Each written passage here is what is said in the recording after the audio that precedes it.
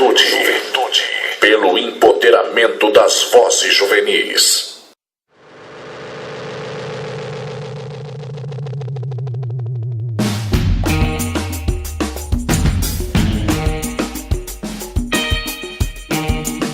O jovem negro morre a cada 25 minutos. Somos todos contra o genocídio. Extermínio programado da população negra.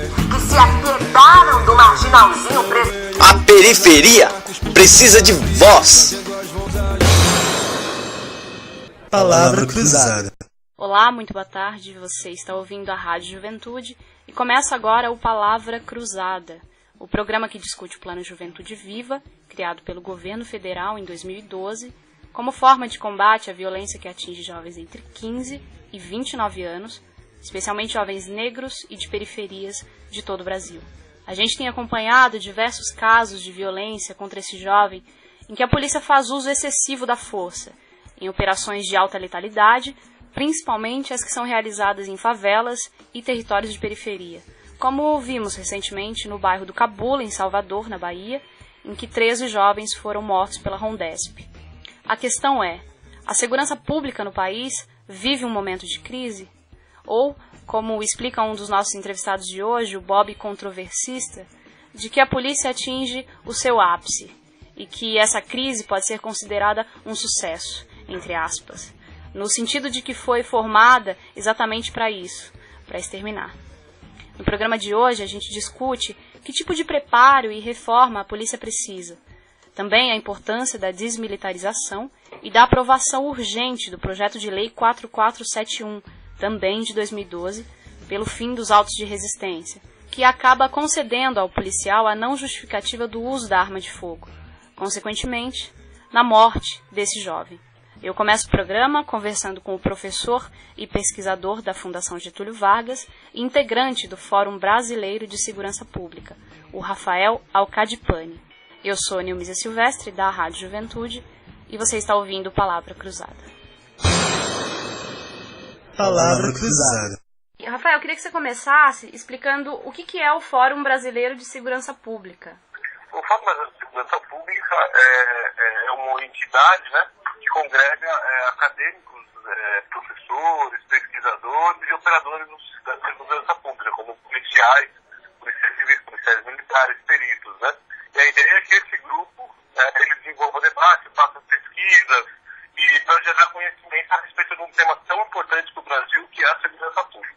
Hoje, qual é a situação da segurança pública no país? É de calamidade, né? Quando a gente observa os números de homicídios do Brasil, né? Estão entre os maiores do mundo, onde você observa a quantidade de pessoas que são mortas, a quantidade de policiais que são mortas, o aumento desenfreado da violência urbana, é uma situação de calamidade, né? Sem a menor dúvida. E na tua opinião, por que esse alto índice de homicídio ele atinge especialmente o jovem negro e de periferia? Porque o jovem negro de periferia é um dos grupos sociais mais vulneráveis do Brasil, né? Os grupos sociais mais vulneráveis do país. São pessoas que geralmente têm um nível baixo de instrução e de educação, uma qualidade de educação também muito ruim, muitas vezes são provenientes de famílias que enfrentam problemas, de famílias mais pobres, né? Infelizmente, o Brasil é um país que ele nunca lidou com a questão da raça, A gente tenta lidar um pouco com a pobreza e tudo mais, mas a questão da raça ela é completamente negligenciada no Brasil, né? Raros são os executivos que são negros, raríssimos são os chefes de polícia que são negros, raríssimos são os governantes que são negros, quer dizer, o Brasil ainda continua totalmente dividido em quase, a palavra é forte, mas em quase apartheid entre brancos e ricos e negros e pobres, né? E aí, Rafael, por parte do Fórum Brasileiro de Segurança Pública, existe algum tipo de proposta ou algum tipo de diálogo com o poder público para a redução desse índice, né, de violência? O Fórum está sempre em contato com o poder público. Os encontros anuais que são feitos, né? Nós tivemos ano passado um encontro anual feito na Câmara de Tribunais de São Paulo, com a presença de várias autoridades, com a própria presença do ministro da Justiça e da Secretária Nacional de Segurança Pública, representantes do Fórum, pessoas afiliadas ao Fórum, em todos os estados que abrangem o Brasil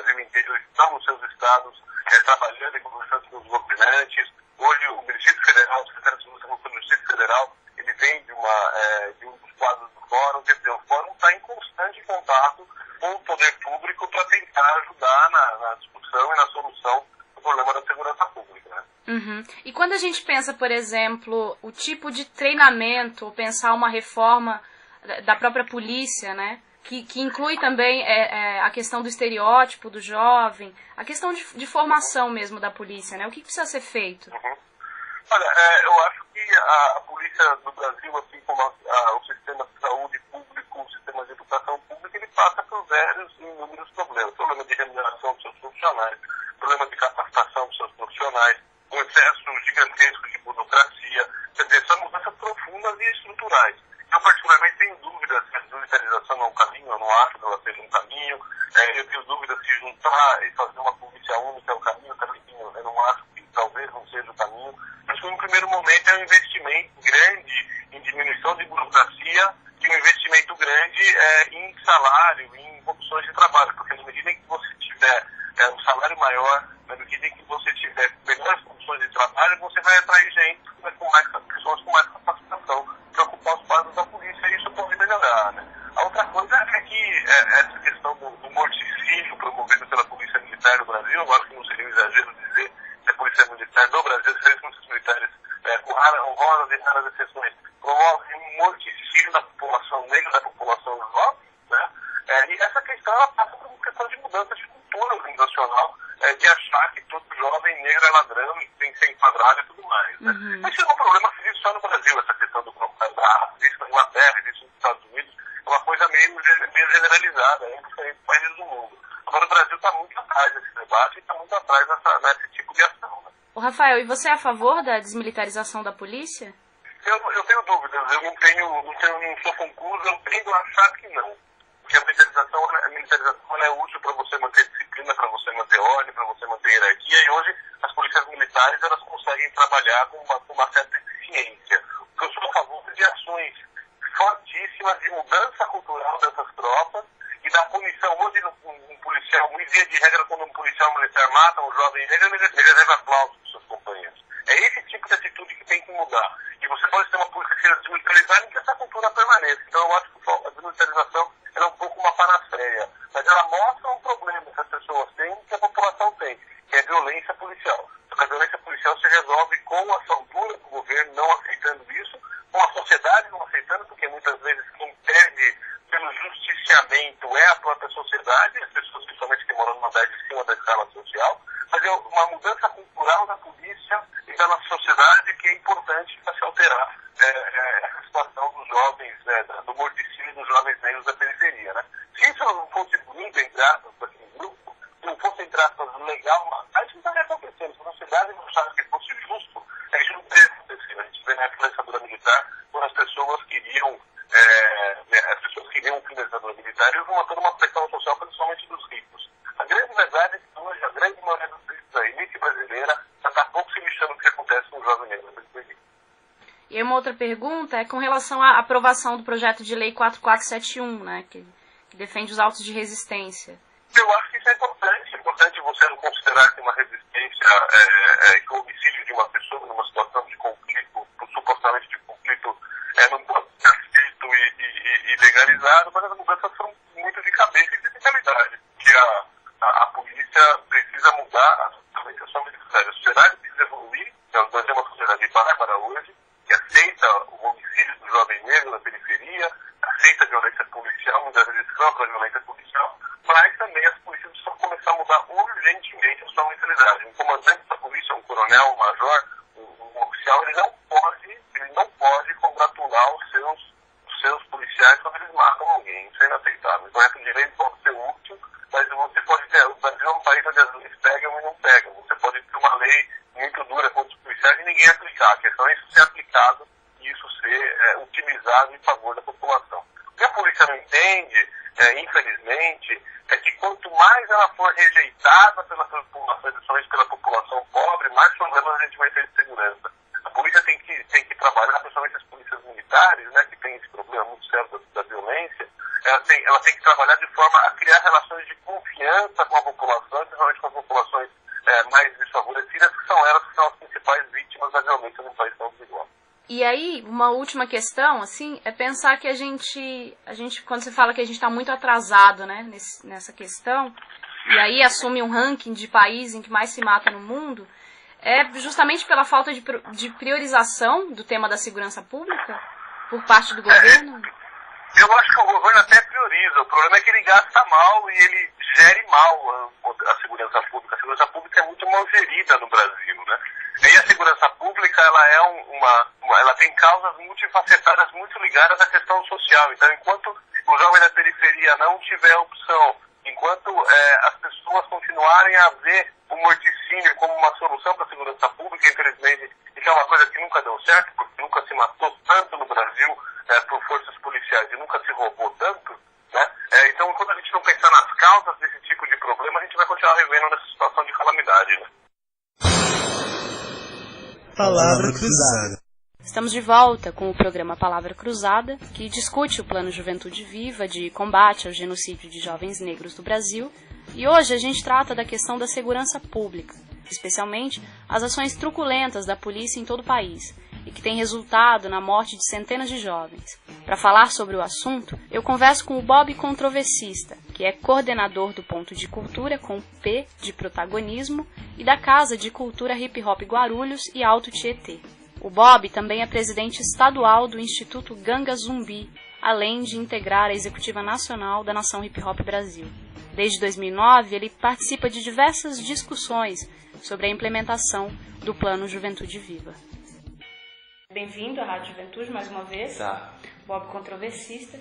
Bob, eu queria que você começasse uma reflexão, que é quando a gente pensa em crise da segurança pública no país hoje, e o quanto ela se relaciona com os altos índices de homicídios do Brasil em ranking mundial. Bom, muito obrigado pelo convite, né? Mais uma vez aqui nessa plataforma, que é uma das poucas que ainda atende nossas demandas, né? Uma das poucas que ainda coloca nossas pautas, dispersa nossas pautas, né? Enfim, cara, 126 anos de república, se a gente for pegar a história das guardas, elas surgiram dentro de uma perspectiva de recorte de classe, ela separar o joio do trigo, e a estratégia, a metodologia foi ou encarceramento ou morte, né? Ela tem nas suas entranhas muito da segregação, né? Então eu não vejo como uma crise da segurança pública, eu vejo como um posicionamento, eu vejo como ela se estruturou para isso. Então não é uma crise, é sucesso total, né? A segurança pública, ela pode dizer que ela é uma instituição de pleno sucesso, porque se você pegar as formas, as estratégias, o treinamento, a ideologia, a forma como eles operacionalizam todo o trabalho, você vê que não mudou de 125 anos para cá, né? Que é quando que a gente entende a guarda, e depois a gente entende a polícia e etc. Então, não é uma crise, né? Eu vejo que é sucesso total dentro do seu planejamento, que é a repressão. Nós fizemos um projeto em 2009 de fazer um diálogo com as polícias na região da Brasilândia, de passar por todos os quartéis, falando sobre a abordagem humanizada, falando sobre as formas de abordagem, né? Qual que era o policiamento comunitário, meio que fazer uma relação do carteiro com o policial, né? Aquele carteiro que chega um momento que o cachorro não morde mais, a dona Maria chama para tomar café em casa, dá caixinha, né? Troca ideia, chama pelo primeiro nome e etc. Na época eu coordenava um programa chamado Agente Jovem, que era uma parceria com a prefeitura, e preparamos os jovens e fomos passando pelos eram 4 quartéis que atendiam toda a região da Brasilândia. E cara, eles pensaram que ia chegar um monte de canela cinza lá, de jovens, né, de chapéu atolado, como entendia na hora que estava falando, e se surpreenderam, porque os jovens foram preparados, né? O projeto tinha parceria do Instituto Som da Paz também, que deu muitas informações. Assim, chegou o momento de os policiais se levantarem e saírem.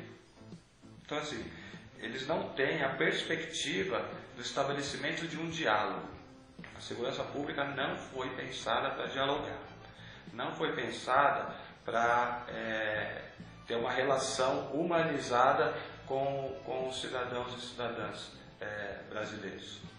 Eu acho que a única saída que a gente tem de rever ou de conscientizar esses trabalhadores e trabalhadoras da segurança pública é, primeiro, a desmilitarização da polícia militar e colocar os jovens pretos para dar formação na base de estruturação desse guarda, desse policial e dessa policial. O próprio jovem. O próprio jovem. Porque assim, é outra narrativa. Não adianta, hoje, a formação do policial civil, militar e a Guarda Civil Metropolitana, e aí a gente vai avançando, ela é desenvolvida a partir do estereótipo. E o estereótipo do criminoso é jovem e é preto, e mora nas bordas. Entendeu? Hoje, quando o policial ele comete um ato falho numa região nobre das cidades, sabe qual que é a punição dele? É ir trabalhar nas periferias. Então, quando você é abordado por um policial nas periferias, nas bordas, você tem a certeza que você está sendo abordado por um mau policial. Porque se ele está sendo castigado é porque ele não é bom. E se não é bom, é mau. Então, ele já chega insuflado de raiva e de ódio daquele estereótipo. E é onde ele atira. E ele atira para matar, porque ele é treinado, ele não é treinado para atirar, para imobilizar. Ele é treinado para matar. Ele é treinado para fazer um policiamento repressivo. Né? Ele não vai pensando em fazer uma mediação. Só o fato dele estar lá, estar de farda e estar armado já é o suficiente para minimizar qualquer tipo de violência. Mas não, ele está lá, está armado, está fardado e pronto para matar. Se você pegar quantos policiais que cometeram um ato falho ou que cometeram um assassinato e quantos deles foram processados, você vai ver que de 10, 1 ou 2 foi punido de alguma forma. Porque ainda nós temos os autos de resistência aqui, que é um projeto que vem da ditadura.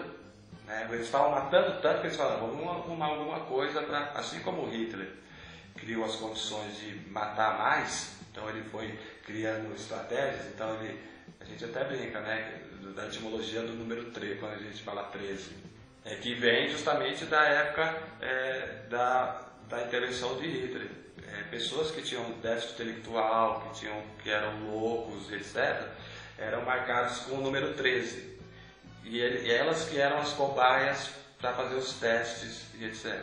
Por isso que a gente brinca, quando a gente fala 13, é porque é uma correlação com as pessoas que eram loucas. E assim, uma coisa triste, né? Porque com esse número 13, ele matou um monte, milhões de pessoas.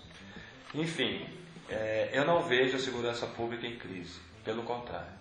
Eu acho que eles estão no melhor momento para eles, que é o momento que está justificado. Então, tem os jargões. A luta contra as drogas mata.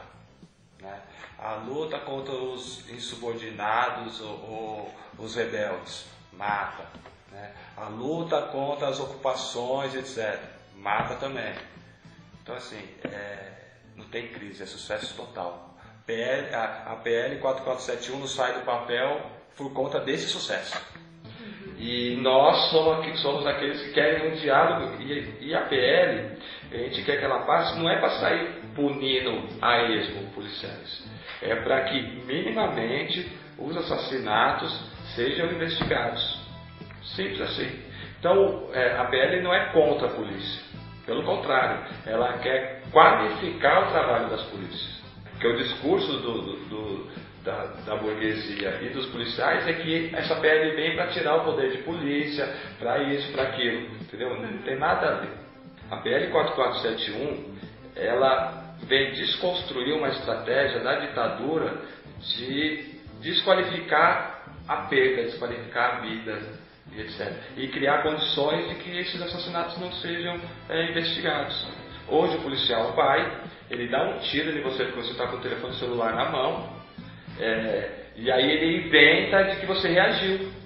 Ele altera todo o espaço onde aconteceu o crime, porque ele sabe que não vai ter investigação. E aí, como o sistema ele é corporativista, né, ele é colaborativo, e até por questão de amarrações, que eles chamam de ética policial, um não entrega o outro, ninguém fala nada, etc. Então, essa é a importância da PL ser aprovada o mais rápido possível. As perspectivas, elas apontam para um cenário de que projetos que visam atender a base dessa pirâmide, dentro dessa conjuntura, e fazendo uma análise para além da conjuntura, vai ser muito difícil. Por isso que a gente tem que ter unidade na luta, a gente tem que estar sempre criando nossas peças publicitárias, tendo mais espaços como esse para a gente dar vazão para as ideias e conscientizar o máximo de pessoas, porque só ocupando o Senado e a Câmara dos Deputados que a gente vai conseguir modificar isso daí. Caso contrário, a tendência é as coisas piorarem, porque vai chegar um momento que nosso povo vai cansar, cara. E aí vai querer pegar em arma também. Então, a PL é muito importante pra gente. E pensando também na importância da desmilitarização da polícia. Isso. É outra coisa que a gente tem que desmistificar também. Eu acho que a gente tem que aproveitar esse espaço para, por exemplo, o que é a desmilitarização da Polícia Militar, né? Das polícias. Não é da Polícia Militar, porque o treinamento da Polícia Civil, o treinamento da Polícia Federal, o treinamento da Polícia Militar e hoje o treinamento da Guarda Civil Metropolitana, que no ano passado ganhou o status de polícia, né? E já se comportam como polícia, vão ser instrumentalizados como polícia, vão ter treinamento de Polícia Militar, né? Isso no Brasil todo, não é o caso só de São Paulo. Hoje você já percebe a diferença de lida com os guardas.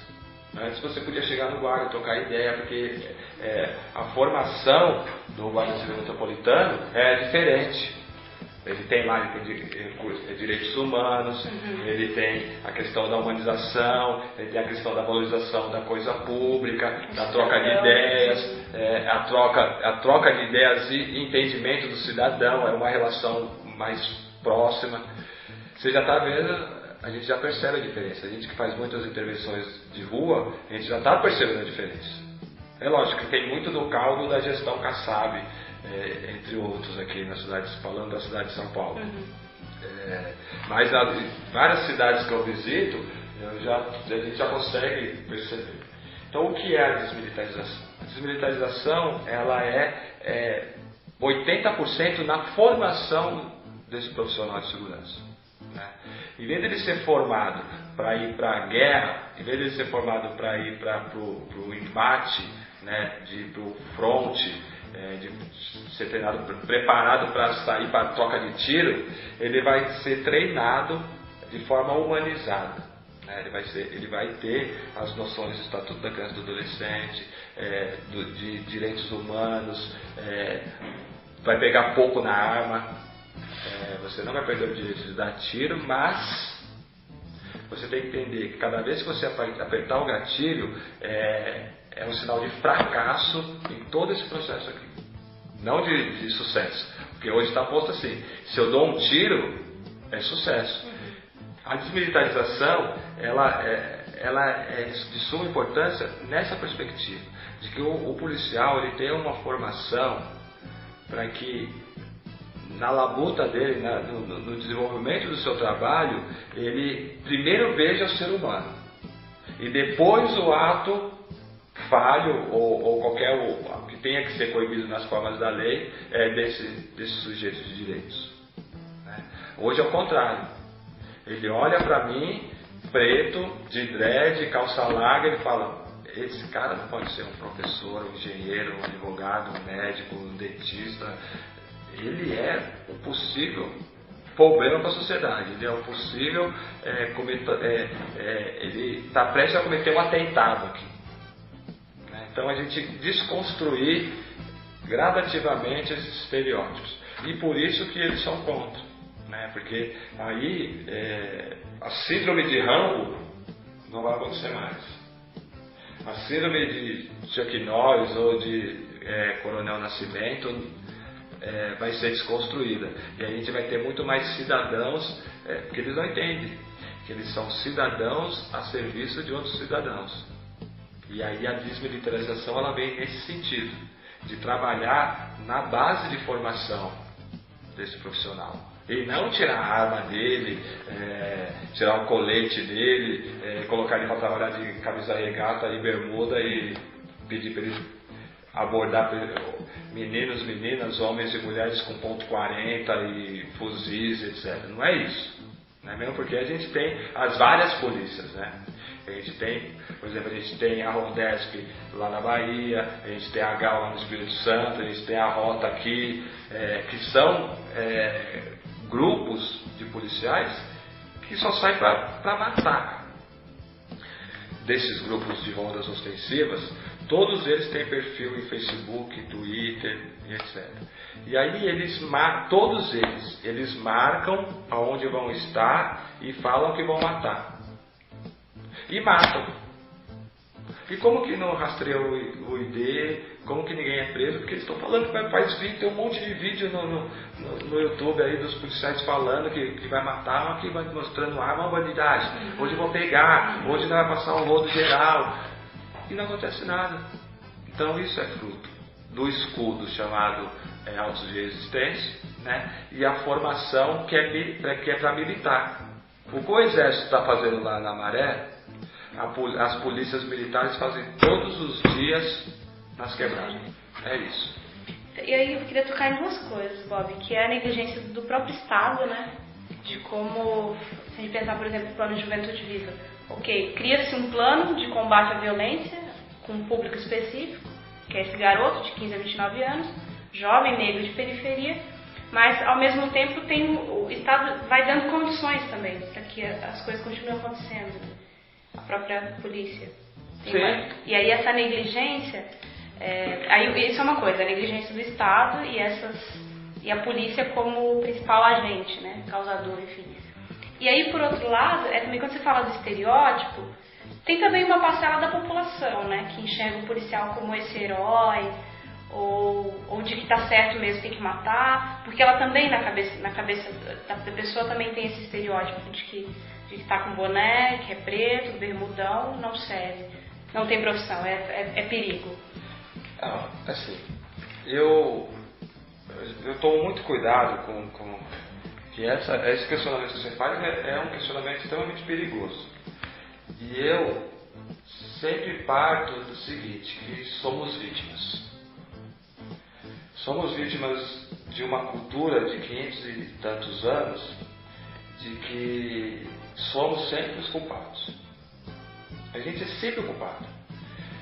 Essa cultura ela vem sendo feita a manutenção dela para cada vez ela ficar mais forte, né? Então, com estratégias multidisciplinares das mais variadas. Então a gente tem as religiões, a gente sempre teve as mídias, né? Antes os fanzines, depois os tabloides, depois os jornais, depois as rádios e hoje as televisões, né? De 80 anos para cá, ou um pouco menos, quando a gente conseguiu acessar as escolas, né? Que a gente começou a estudar mesmo, só teve direito à educação de menos de 60 anos para cá, porque não pode falar, realmente, agora a gente tem garantida a educação, posso entrar na escola. Primeiro eu não podia entrar porque eu era preto, né? Depois eu não podia entrar também porque eu era preto, né? Porque ou estudava ou fazia outras coisas, né? E aí já visto a fala dos nossos avós, eu comecei a trabalhar com 12 anos de idade, e aí nossos pais, eu comecei a trabalhar com 16 anos de idade, então tem que trabalhar, e etc, né? Com isso, eles vêm embutindo no nosso subconsciente de que somos culpados, e aí nós nos revitimizamos, né? Então, por exemplo, eu andei grande parte do Brasil dando formações, falando sobre a redução da maioridade penal, falando sobre nossas resistências, etc. E quando você vai na escola ou vai nas universidades, e dentro das universidades, até nas faculdades ditas mais progressistas, você pergunta quem aqui é a favor da redução da maioridade penal? Todo mundo levanta a mão. Porque foi vendida uma ideia de que o extermínio é benéfico para combater as drogas. A redução da maioridade penal é importante porque se pode votar, se pode transar, já é responsável. Então eles equiparam o cognitivo de um jovem de 15 anos com um jovem de 21 anos. Nesse sentido, nosso povo ele acaba reproduzindo falas dos Datenas da vida e etc. por conta dessa estratégia extremamente bem elaborada que é de fazer você ver, enxergar, ouvir, escutar de que a culpa é nossa. E o Estado, ele não é conivente. O Estado, ele é o grande responsável e faz a manutenção e a potencialização disso a todo momento.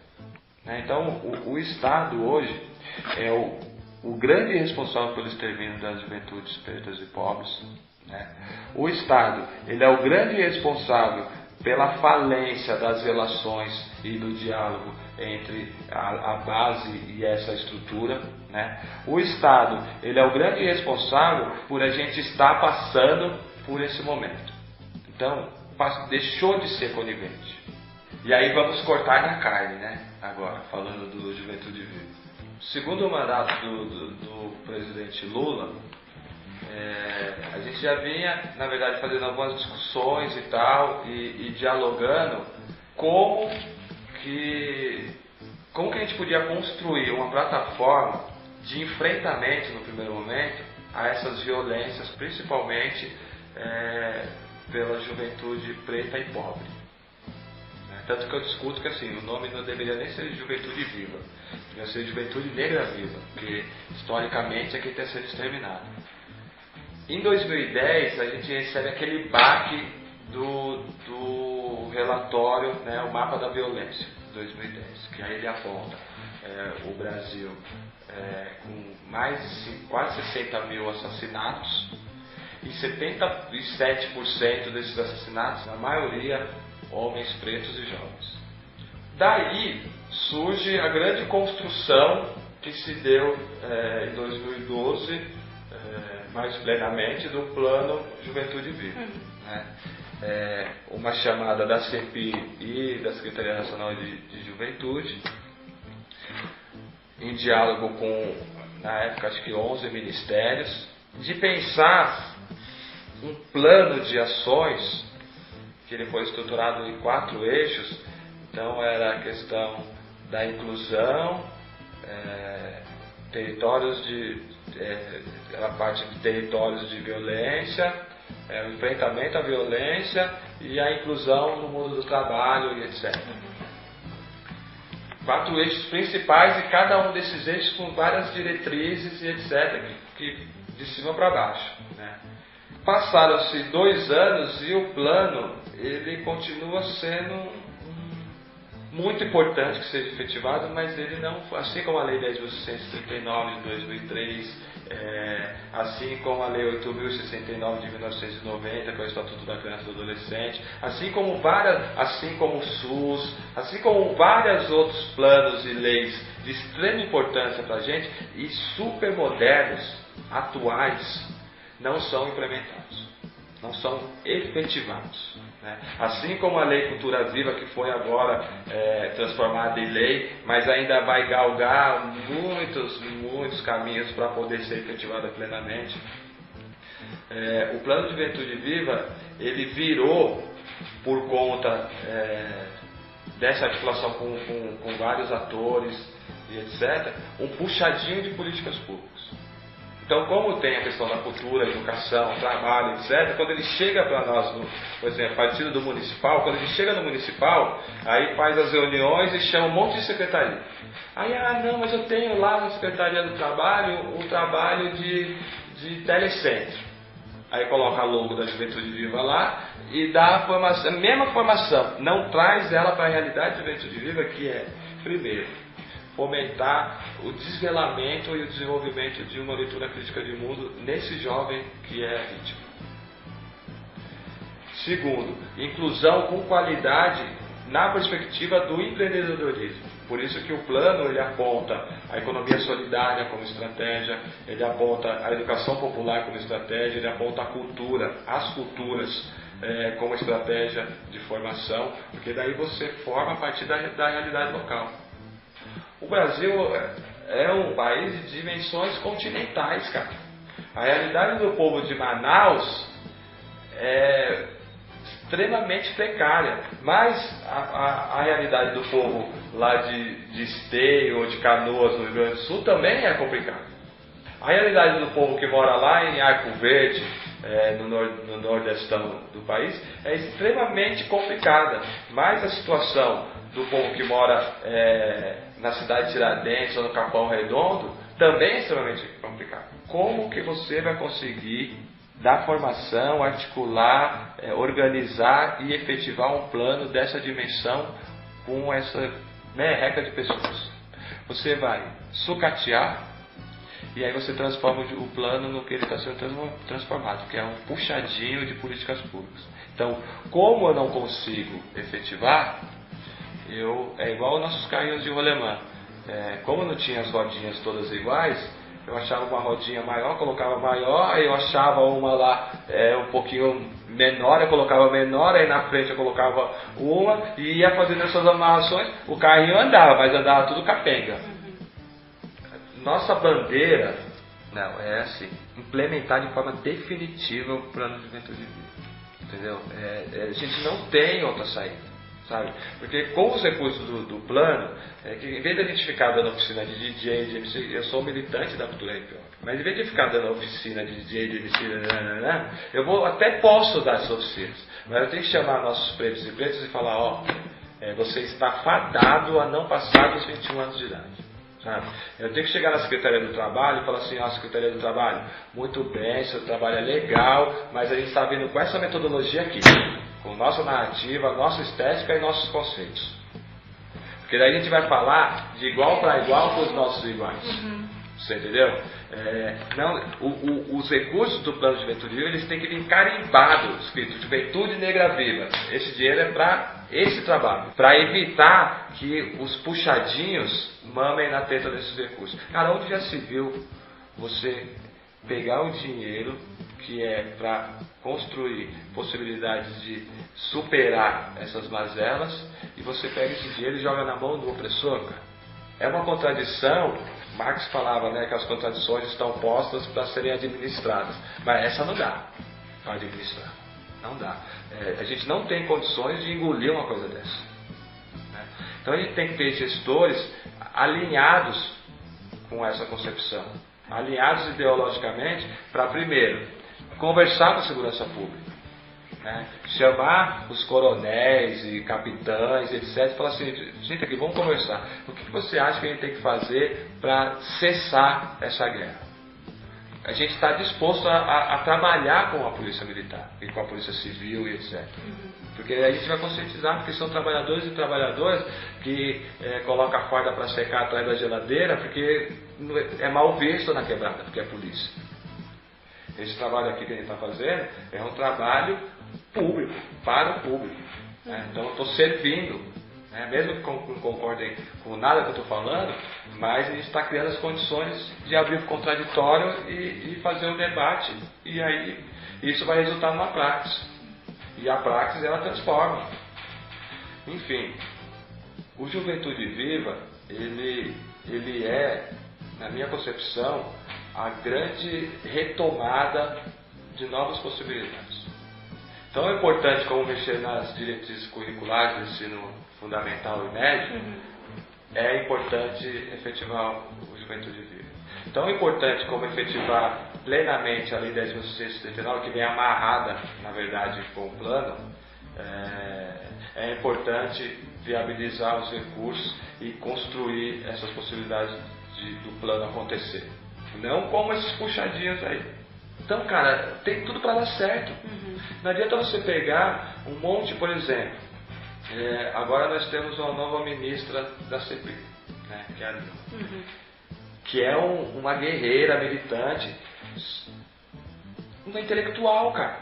Então, vai ser uma construção sem tamanho de conteúdos e metodologias que não vai chegar na borda. Essa é a questão. Não é nossa narrativa. Porque quando a gente começa a ler, a gente não entende o que está escrito. Ou se entende, não compreende. E se compreender, não se percebe dentro desse processo. Entendeu? A mesma coisa que você ler Casa Grande Senzala. Você vai falar, porra, cara, ele recebeu todos esses prêmios porque escreveu isso. Né? Então, assim, eu estou numa luta muito dura, né, para que seja efetivado plenamente o plano. Eu faço parte do Conselho de Monitoramento do Plano Juventude Viva na cidade de Guarulhos. E outra questão, pouca gente conhece. Entendeu? Então está esperando o quê? Está esperando mais alguns centenas ou milhares de assassinatos? Porque eu tenho certeza que se todos os territórios que nós atuarmos, as violências elas vão cair vertiginosamente. Sabe por quê? Porque a gente faz o diálogo certo, na hora certa, no lugar certo, com as pessoas certas. A gente não tem problema em bater na porta do quartel e trocar ideia com o gestor, o comandante do quartel, e falar assim, a gente veio aqui trocar ideia. A gente tem metodologia para isso. Né? A gente tem técnica e tem conhecimento para tocar essa questão. E aí quando eu falo a gente, eu falo eu, você, o José, o João, a Maria, todos esses vários potenciais que só está precisando serem potencializados. E com isso a gente vai fazer a transformação geral. Palavra Cruzada. De volta com o programa Palavra Cruzada da Rádio Juventude. Agora, direto de Zurique, na Suíça, eu converso com o carioca Márcio Jerônimo, que é apresentador do programa Pausa Café, veiculado todas as terças na rádio comunitária Loura, de Zurique. E também um dos diretores do filme Entre Muros e Favelas, uma produção de 2005 em parceria Brasil-Alemanha, que traz depoimentos de representantes de ONGs, movimentos sociais e de parentes e amigos de vítimas da violência, especialmente de jovens negros e de periferia. O cenário do filme documentário são as ruas e os becos dos morros cariocas, onde residem mais de 20% da população da cidade. O filme desnuda o papel do Estado, presente nessas localidades apenas por meio da violência policial, que é o tema de hoje do Palavra Cruzada. Ô Márcio, e aí a tua relação com o Plano Juventude Viva, ela acontece lá no Rio de Janeiro já, ou não? Ou como é que ela se dá, assim? Não, na verdade, todo esse movimento de protagonismo juvenil, né, da juventude, é que eu conheci aqui através das redes sociais, né, e eu mais o Marcelo e a Thaís, que você ainda não conhece, a gente vem sempre conversando de fazer uma articulação maior no Brasil, até porque o nosso projeto é muito voltado para as temáticas do Brasil, né? E aí a gente viu que é legal todo esse movimento que está acontecendo, inclusive toda essa coisa da juventude, principalmente da juventude negra, né? Que através desse canal de comunicação que é a internet, está podendo fazer valer mais a sua voz, de certa forma, né? Porque até então a gente estava muito restrito a pequenos projetos sociais e algum outro espaço na mídia que a gente sabe que na mídia oficial não dá oportunidade, né? Então, assim, a gente falou, pô, podia aproveitar um pouco esse pessoal e externar isso aqui, não só para a Suíça, como para a Europa, né? A gente poder estar fazendo uma interlocução junto com vocês para poder, inclusive, estar tematizando toda essa questão da juventude no Brasil, né? A partir do que a gente sabe pelas estatísticas, né? Da exclusão social que ainda existe no Brasil, mas que através das redes sociais está começando a ter uma outra forma, né, de se comunicar e de fazer algo político, né? Eu acho que isso é o mais interessante, que eu acho, na verdade, esse grupo jovem agora que começa a atuar de uma maneira como protagonista, né, como um interlocutor, né, político no Brasil, porque isso é uma coisa que tinha acabado, né, de certa forma, ficava muito restrito às academias, né. Ô Márcio, e você já chegou a discutir a mortalidade da juventude negra no Brasil, no teu programa, o Pausa Café? A gente colocou, a gente vem discutindo essa campanha, que inclusive foi lançada pela Anistia Internacional, Isso. Que se chama Jovem Negro Vivo. Isso mesmo. Né? A gente já falou disso na rádio, e na verdade vira e mexe é um tema que eu venho sempre colocando, né? Porque como eu vivi em favelas no Rio de Janeiro, como eu também atuei com jovens no Rio de Janeiro, em favelas, né? Eu conheço muito bem essa realidade. E como eu também sou negro, né? Há que dizer isso, eu conheço essa realidade e até por conhecer eu posso inclusive falar com mais, digamos, com mais propriedade, né? A respeito disso. Né? Então eu estou sempre tematizando isso na rádio. Isso aí é um tema que a gente coloca, né? E o Pausa Café tem muito esse perfil, né? Essa filosofia de discutir o conceito de cidadania, que é um conceito muito amplo, né? Mas o nosso programa é voltado para esse perfil, né? Cidadania. E cidadania engloba muita coisa, né? Engloba a questão da violência do Estado e a questão também das oportunidades, né? A gente vem discutindo muito, inclusive, essa questão de cotas para negros, que a gente sabe que a classe média, a elite brasileira, tenta denigrir isso, não como chamando até de preconceito, né? Então a gente vem discutindo também isso e vem tematizando como essa questão de cotas para negros tem sido uma inclusão, né? Principalmente da juventude negra no Brasil. É claro que falta muito ainda, né? Se a gente percorre pelas vielas da favela, a gente vê ainda uma juventude muito desprovida de conhecimento, né? Mas isso eu vejo que é uma realidade que está mudando, e isso não vai mudar da noite para o dia, né? Que foram anos de exclusão, né? Mas eu vejo um potencial muito grande da galera nova agora, né? Você vê muitos garotos de favelas, né, que estão na faculdade, que antes eu acompanhava todo esse processo que existia, né, que eram os pré-vestibulares para negros e carentes, que aconteceu no Rio de Janeiro, por exemplo, através de algumas igrejas, através de algumas iniciativas de próprios jovens, mas que era uma coisa muito limitada. Agora, como se tornou uma lei, né, então tem um outro viés, né? Ô Márcio, me diz uma coisa, como é que chega, na verdade, né, aí na imprensa internacional, a questão do genocídio do jovem negro no Brasil? Olha, com relação à questão do genocídio negro no Brasil, isso é uma temática, claro, aqui na Suíça, e eu diria que é muito mais divulgado do que no Brasil, né? A gente sabe que não tem o interesse da mídia em estar divulgando isso, só quando interessa para ela, né?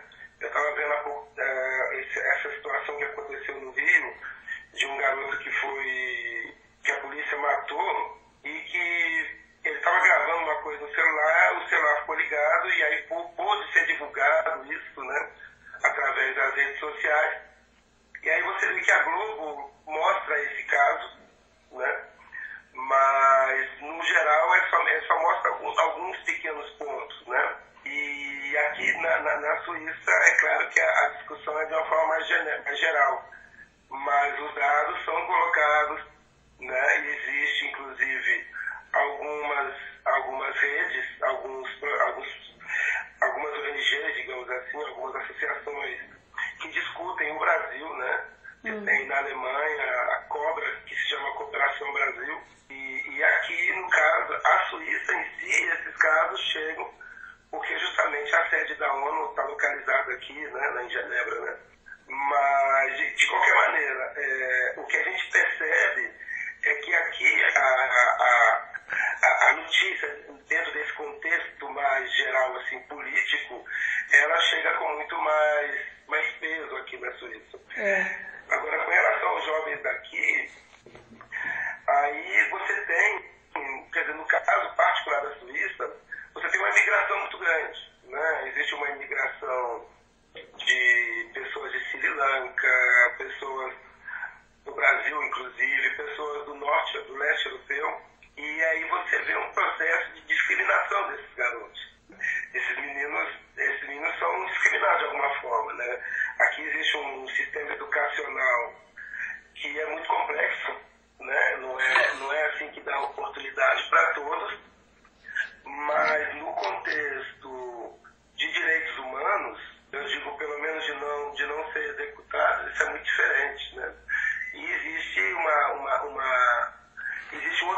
conceito de criminalidade, né? Vou te dar um exemplo. Por exemplo, se um garoto no Brasil, na favela, é pego fumando uma maconha, ele é preso como traficante. Aqui na Suíça ele não é preso, né? Então existe o conceito de usuário e de traficante.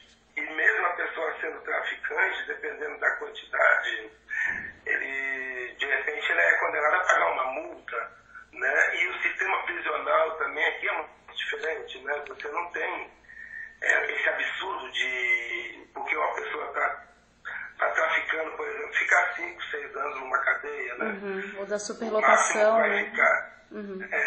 O máximo vai ficar aqui, vai ser talvez 2, 3 meses, e aí depende da reincidência, por aí vai, mas seguramente não vai ficar 5 anos preso, né? E a outra coisa que existe aqui, aí eu diria que é muito complicado, é essa questão que passa na Europa toda de estar fechando as portas, né? Então existe uma certa xenofobia aqui e uma intenção de reduzir o número de estrangeiros aqui. E aí é um problema, porque você tem jovens que nasceram aqui na Suíça, e a Suíça é uma lei de terra, não é lei de sangue, ou seja, o fato da pessoa nascer aqui na Suíça não significa que ela seja suíça, entende? Então você tem muitas pessoas, garotos que nasceram aqui, cresceram aqui com toda a visão cultural, todos os hábitos e costumes suíços, mas não são suíços, né? E isso é um processo complicado, que aí você gera, inclusive, eu diria uma violência também, né? Porque você está sempre sendo violentado, chamado de estrangeiro, e aí você produz uma reação que é normal, principalmente partindo de jovens, né? Inclusive na questão de oportunidades, que não vão ser as mesmas. E tem essa discriminação geral, que não falam que é uma discriminação por racismo, não sei o quê, que é do próprio Estado, né?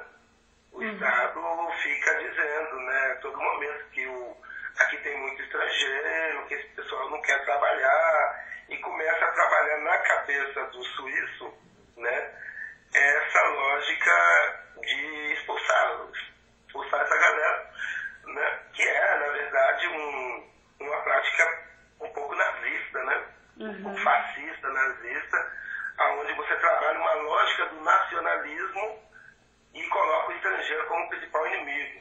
Isso parte do Estado, mas com relação ao negro, isso é o racismo aqui é bem evidente também. Ainda sobre repercussões internacionais, né? Quando a gente pensa, por exemplo, o caso do jovem, o Michael Brown, nos Estados Unidos, e daquela grande mobilização das pessoas nas ruas, né? E aí, por outro lado, a gente acompanha casos e casos cotidianamente da ação da polícia, em São Paulo, na Bahia, no Rio de Janeiro, e acontece ali uma mobilização, mas assim, ainda falta, né? Como é que você percebe isso? Ainda estamos engatinhando? Por que, na tua opinião, por que um caso como o do Mike Brown nos Estados Unidos, ele leva tantas pessoas para as ruas, e no Brasil, onde a gente acompanha casos e casos de genocídio, de chacinas, e assim, as coisas não acontecem, assim, são pequenas mobilizações, né? Tem muita gente na causa, mas assim, ainda é muito pouco. Olha, a gente tem que entender que o Brasil, assim, para mim tem uma questão histórica no Brasil, né? Se a gente vê como é que foi todo um processo desde antes da ditadura, né?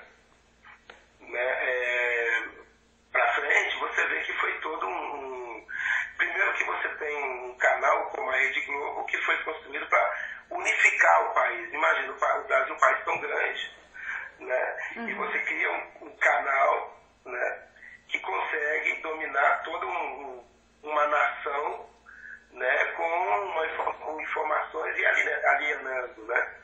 Segundo, você tem uma impressão muito forte, né, como um aparato policial, né? E isso foi gerando eu diria que uma despolitização do brasileiro, né? Então, se a gente pega a questão da ditadura e os meios de comunicação que conseguiram trabalhar de mãos dadas com a ditadura, isso facilitou muito, né? E segundo, eu diria que nós negros, por exemplo, né, que saímos da situação de escravos para pessoas sem identidade, digamos assim, né? Isso foi uma situação muito, muito, muito latente no Brasil. Quando a gente pensa, por exemplo, a falta, por parte do Estado, né, a falta de priorização do tema da segurança pública no país, essa não discussão também do que precisa ser feito, o que precisa mudar na segurança pública, né, na desmilitarização da polícia, na aprovação do PL 4471, dos autos de resistência, enfim, a questão do desarmamento, são várias outras questões, mas que também partem do próprio Estado, né, como se o Estado concedesse essa matança, esse genocídio também, ao mesmo tempo, né?